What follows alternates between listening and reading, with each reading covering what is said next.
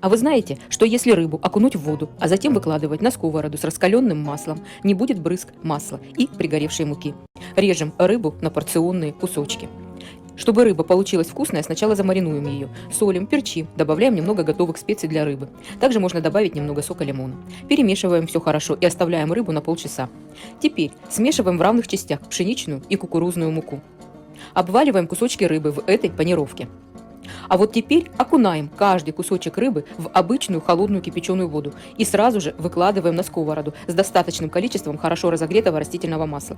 Поверьте, брызгать масло на сковороде от воды не будет, а также не будет гореть мука, в которой обваливали рыбу. Жарим рыбу на среднем огне до золотистой корочки с обеих сторон. Я несколько раз переворачиваю рыбу с одной стороны на другую. А рыба получается сочная внутри с хрустящей корочкой снаружи.